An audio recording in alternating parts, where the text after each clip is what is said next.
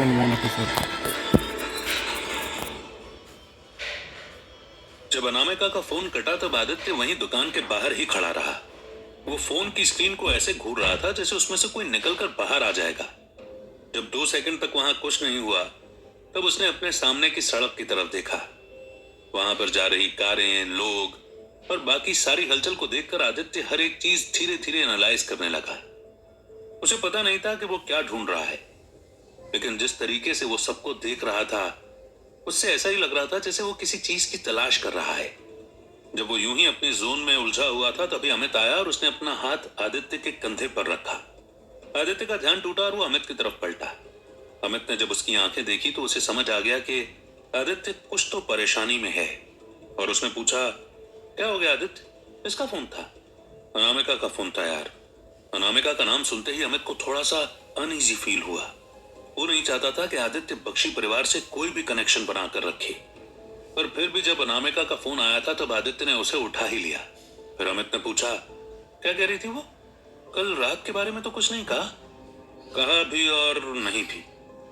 मतलब lunch time over होने वाला है, चल ऑफिस के रास्ते में बात करते हैं, आदित्य ने कहा। और फिर वो दोनों वहां से नीचे उतर गए। लंच खत्म होने में अभी 15 मिनट थे, इसलिए आदित्य ने थोड़ा लंबा रूट लेने का सोचा और वो कंपनी के पीछे वाले पार्क के रास्ते पर चल दिया। उस पार्क से उसकी कंपनी में पहले दिन की बहुत सारी यादें जुड़ी हुई थी। वहां एंटर होते ही उसे सबसे पहले देविका का ख्याल आया। उसने सोचा कि अगर आज देविका उसे इस पार्क में देख लेगी तो फिर से उसी तरीके का बवाल मचाएगी जैसा उस दिन उस फल को लेकर मचाया था। उसे फिर से उस फल की खुशबू से अट्रैक्शन होने लगा, लेकिन वो उसे जितना इग्नोर कर सकता था उतना इग्नोर कर रहा था। तब उसने अमित से कहा, अभी अनामिका का फोन आया तो उसने मुझे बताया कि जब मैंने सुशील को कल रात को छोड़ा उसके बाद भी वो किसी को मार डालूंगा और परिवार को मार डालूंगा, यही सारी बातें चिल्ला रहा था। आदित्य ने इतना कहकर एक बार अमित की ओर देखा। वो बड़े गौर से उसकी बातें सुन रहा था और इसलिए आदित्य ने आगे कहा, वहां पर किसी को भी उसकी लैंग्वेज समझ नहीं आई, इसलिए पता नहीं चला कि वो किसका नाम लेकर चिल्ला रहा था, लेकिन मुझे पता है कि वो मेरे बारे में ही बोल रहा था। शायद मैंने जो शक्ति उसके ऊपर यूज की थी उसका असर पूरे तरीके से खत्म नहीं हुआ था और वो बस उसी बारे में बोलता रहा। तो अनामिका ने तुझे सिर्फ ये बात बताने के लिए फोन लगाया था क्या? अमित ने बहुत हैरान होकर पूछा, क्योंकि ये एक ऐसी डिटेल थी जो वो सुनना नहीं चाहता था, पर आदित्य ने यह बताकर उसे चिंता में डाल दिया था। तब आदित्य ने कहा, नहीं नहीं, अनामिका ने फोन इसलिए लगाया था क्योंकि बख्शी सर ने मुझे अपने घर पर बुलाया है। लेकिन क्यों? क्योंकि अनामिका का भाई करण अमेरिका से वापस आ रहा है और बख्शी सर चाहते हैं कि मैं उससे एक बार मिल लूं। पर ऐसी भी क्या अर्जेंसी है कि तुझे हर अनामिका के भाई से मिलना ही है? अमित ने पूछा। आदित्य को उसके चेहरे पर चिंता अलग ही दिख रही थी और उसे कहीं ना कहीं अच्छा भी लग रहा था, क्योंकि वो चिंता आदित्य के लिए ही थी।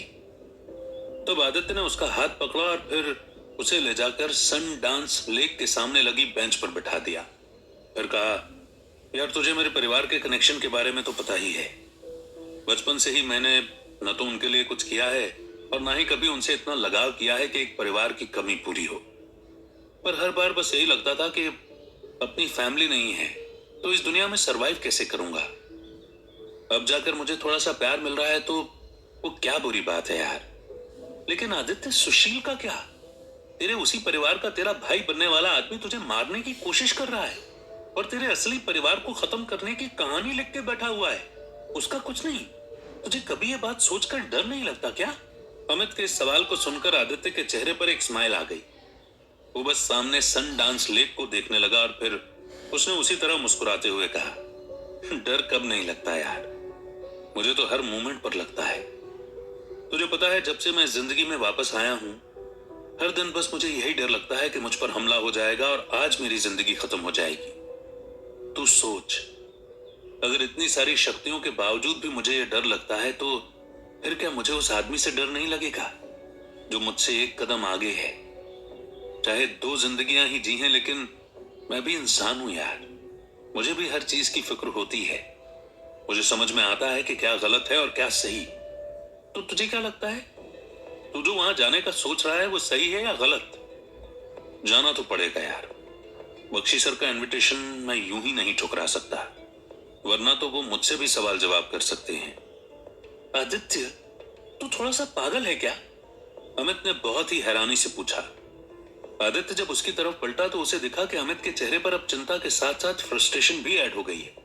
फिर उसने आदित्य की आंखों में देखकर कहा, तू कभी क्या बोलता है और कभी क्या? अगर तुझे डर लग रहा है तो तू वहां जाएगा ही क्यों? वो घर किसी शेर की गुफा से कम नहीं है। कल रात को जो भी हुआ उसके बाद भी तू ऐसी बातें कैसे कर सकता है कि वो तेरा परिवार है या कुछ भी? अरे वो तेरे कुछ भी नहीं लगते हैं। तू इस बात को समझता क्यों नहीं है? किसी दिन जब वो पूरी फैमिली तुझे मारने की प्लानिंग कर लेगी तब भी क्या तू अपना ये परिवार परिवार का गाना गाएगा? अमित की इस बात को सुनकर आदित्य को कंफ्यूजन भी हो रहा था और हंसी भी आ रही थी, क्योंकि अमित की बात सही थी। वो भले ही बख्शी परिवार का कुछ भी नहीं लगता है, लेकिन पिछले 2 महीने में कई बार ऐसे इंसिडेंट हुए हैं कि बख्शी परिवार ने उसे अपनी ही फैमिली का हिस्सा माना है। यही बात सोचकर उसने कहा, मैं समझता हूं यार कि वो मेरा असली परिवार नहीं है, लेकिन अभी तो जस्ट मैंने बोला, वो फिर मैं एक्सप्रेस कैसे करूं? ये समझ नहीं आता। कभी कभी होता है ना कि आप किसी को वो फीलिंग्स वर्ड्स में एक्सप्रेस नहीं कर सकते जो आप सोचते हो। बस ये वैसी वाली फीलिंग है। और अगर मैं वहां जाऊंगा तो सुशील की अंगूठी भी उसे चुपचाप वापस कर दूंगा, ताकि उसके पीछे भी कोई इशू ना बने। लेकिन आदित्य, अमित अपनी बात पूरी करता इतनी देर में ही आदित्य ने उसे टोकते हुए कहा, बस यार, अब बहुत हो गया डिस्कशन। अब मेरी इतनी इच्छा नहीं है कि मैं आगे इस बात को कंटिन्यू कर सकूं। तू मेरी चिंता मत कर। तुझे पता है कि अगर कुछ भी हुआ तो मैं वहां से जिंदा तो निकल ही आऊंगा, बाकी फिर तब का तब देखेंगे। इतना कहकर वो उस बेंच से खड़ा हुआ और फिर चलते हुए कंपनी की तरफ जाने लगा। अमित भी उसके साथ चलने लगा।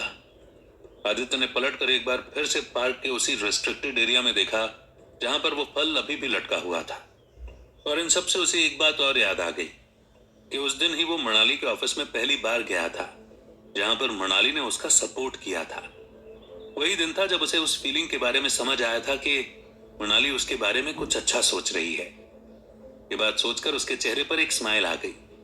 लेकिन कल रात जो वो लड़ाई करके आया था, उसकी फीलिंग बस उसे अंदर ही अंदर बेचैन कर रही थी कि क्या मनाली उसकी बात समझेगी या फिर नहीं। वो दोनों फिर से कंपनी में एंटर हुए और फिर से अपने काम में लग गए। अमित उसी तरीके से क्लाइंट्स को कॉल करके उनसे बात करने लगा और आदित्य भी वही काम कर रहा था। उसे काम करने की इच्छा तो नहीं थी, लेकिन बस टाइम को बिताने के लिए वो बस वही किए जा रहा था।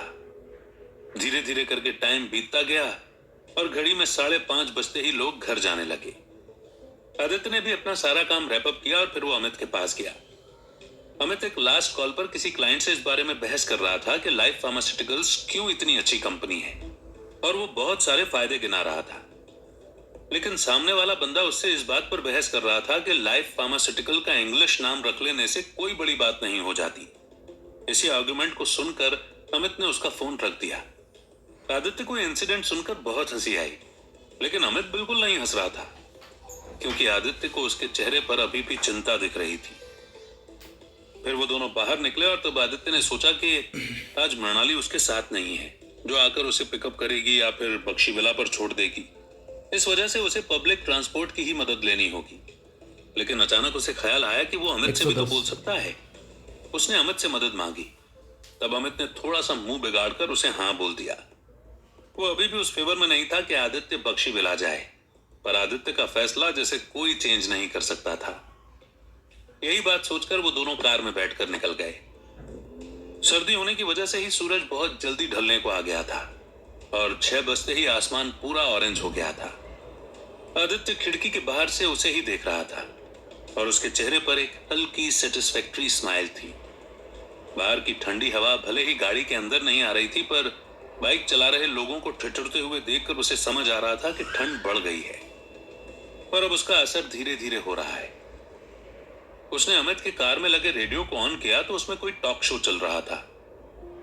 उसमें रैंडम किसी भी सेलिब्रिटी के गाने बज रहे थे, कभी अमिताभ बच्चन के, कभी शाहरुख खान के, और एक गाना फिर किशोर कुमार का बजा। आदित्य को फिर से उन्हीं यादों ने हिट किया जो शायद वो पीछे छोड़ चुका था।